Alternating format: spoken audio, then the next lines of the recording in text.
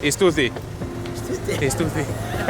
There's more and more people that keep arriving to help switch this tire. These are my boys. These my boys. 1, 2, 3. Subscribe. Yeah! 1, 2. Bam, bam, bam. Can we come inside? Oh. Whoa! Yeah! We did it. Noise. Nice. Now hit him with the camera, hit him with noise. Nice. Goodbye, everybody. Nandri. Welcome, ladies and gentlemen, back to Colombo, Sri Lanka. Today we are going to be talking about a subject that's a little heavy-handed, but with a lighter touch. Today I'm going to be talking to you guys about whether Sri Lanka is safe or not. Before we get this video started, I do want to say thank you to our sponsor NordVPN for making this video possible. They are the best way for you guys to stay protected online while you're traveling, so make sure you check them down in the description below, but we'll talk a little bit more about them later in this video. And of course, most importantly, before this video gets started, I want to draw you in by letting you guys know this. We are doing a meetup this week here in Colombo, Sri Lanka. It's going to be my final opportunity to meet a lot of you lovely people before I leave this country. It's going to happen at the Sea Turtle Conservation Project in Mount Lavinia Beach, Saturday, December 21st at 11 a.m. I will link down below the Facebook event so you can check it out and let us know if you're going to be coming or not. But I would appreciate you very much coming to this meetup. I think it's going to be a blast. We're going to do a beach cleanup and there'll be opportunities for you guys to interact with sea turtles. All the details for that will be down below in the description. Please come to our meetup this Saturday. Now I just want to take some time to make you guys fall in love with Sri Lanka the way I have in the last few months that I've been living in this amazing country. And we're gonna do that right after we roll the intro.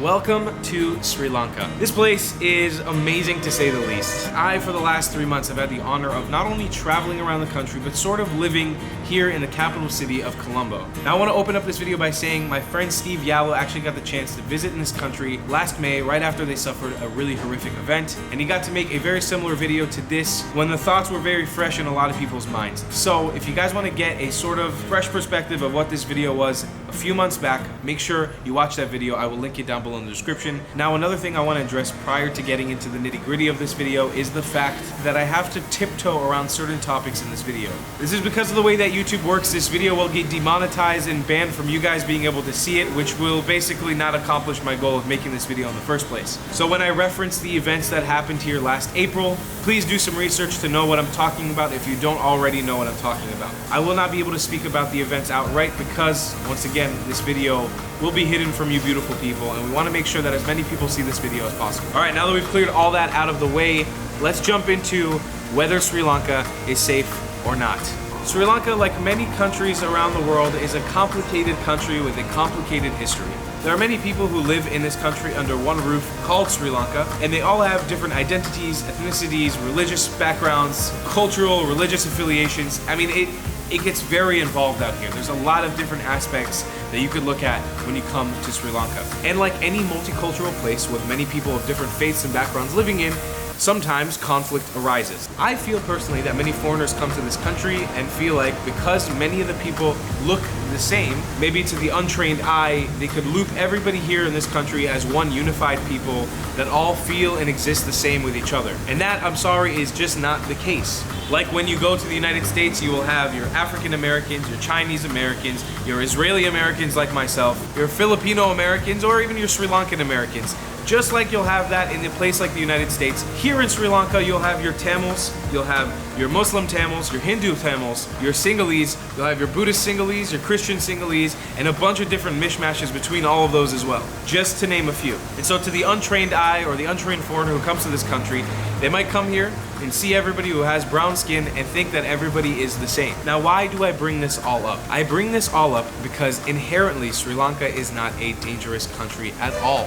In fact, I would say after being here for 3 months, I have felt almost little to none When it comes to the aspect of my safety being in jeopardy, financial loss, general violence or uncertainty in situations, I felt almost zero of that the entire 3 months that I'm here. And I can tell you on personal opinion, growing up and living in Miami, or living in a place like New York City, which I've lived in, or visiting places like Chicago and LA, I felt way more unsafe there on just the daily basis walking around than I have in 3 months in this entire country. So I bring these points up about diversity and ethnic diversity in Sri Lanka to just remind you there are issues between people like there are in every other country, but their issues here are not so different than the issues that you probably have back home in your own country or that I have in my home back in my country. Looking back into Sri Lanka's past, they suffered a long time of uncertainty in this country. I once again can't say specific words about what, but just look into Sri Lanka's recent history and you'll find that there is a very dark past. That being said, things have shaped up immensely. And I really mean immensely. The more time I've spent digging into Sri Lanka's past and understanding what went on here just a mere 10 years ago, I've understood just how good things have gotten. They aren't perfect, once again, like every other country, but things are on the up, and people are getting better and situations are getting better. Now, a big part of that has to do with tourism. And you watching, whether you are a foreigner or a local that's planning on coming and visiting and spending your money in Sri Lanka, have a direct effect on that.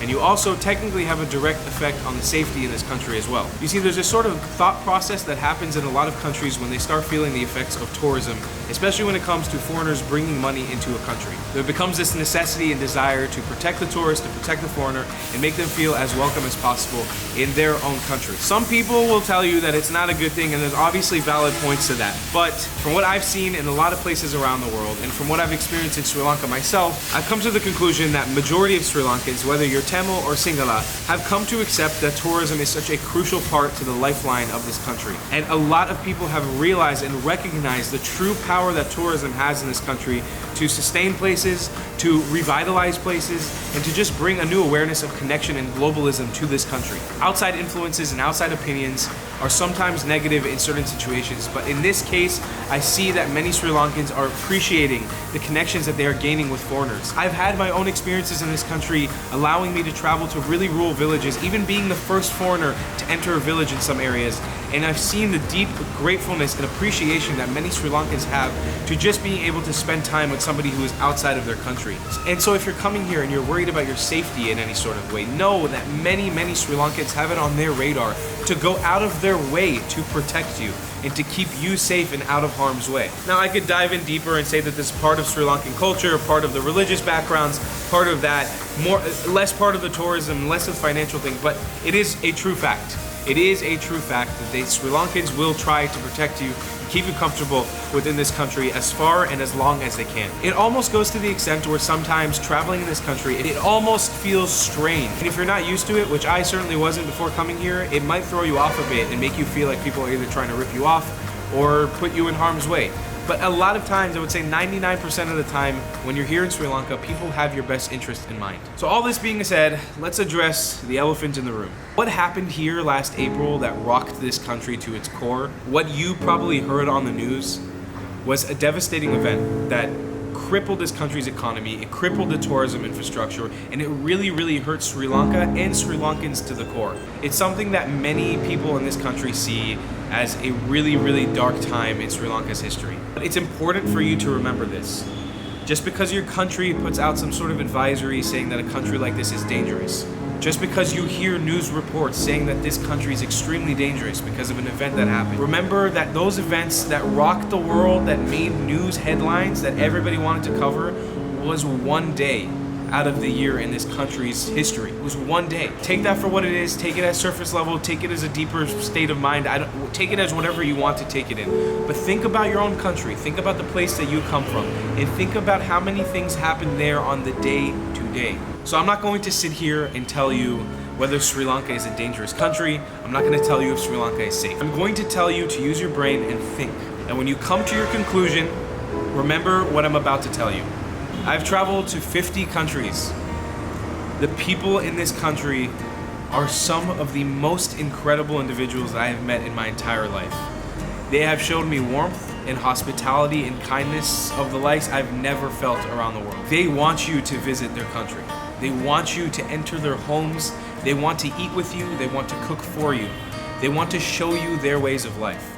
and they want to introduce you to their amazing culture. There are secrets and adventures waiting in the jungles and oceans of this country that I can't even begin to explain to you. They're just waiting for you to come and grab them by the ears and take them on a magical adventure. Sri Lanka is truly a country like no other, and a place that can offer you experiences that not many around the world can. So before taking a paintbrush and brushing over this country and saying no, it's dangerous, it's unsafe, think about it again, and then maybe, just maybe, come and visit Sri Lanka. The only thing I can promise you is that you won't regret it. Now I'm gonna end this video on a very sappy love note for Sri Lanka, but before we do that, I wanna jump into a quick infomercial about today's sponsor, NordVPN. NordVPN, ladies and gentlemen, welcome. This is our first NordVPN infomercial. Today, I want to tell you guys about NordVPN, but before I do, please make sure you call our hotline by clicking the link down in the description below for NordVPN. That'd be nordvpn.org/thetravelingclad. So we've been talking a lot about safety in this video, but I want to make sure you guys know that using a VPN is going to secure your safety online for online usage everywhere you travel around the world, no matter where you are. Are you at a cafe? Are you at a bus? Are you at an airport? I'm not sure. You're staying protected. That was good. If you are using all these public internet accesses without using a VPN, you're putting all your information at risk, and that's why NordVPN is here. And that's why NordVPN is here to help you. NordVPN has teamed up with me to offer you guys 80% off. And wait, there's more. And if you sign up today, you'll get yourself 4 free months in addition to your 3-year plan, and that's going for the month of December, ladies and gentlemen. And they're even gonna throw in the NordVPN password manager, which for me, because I have 7 million accounts for everything, is freaking fantastic.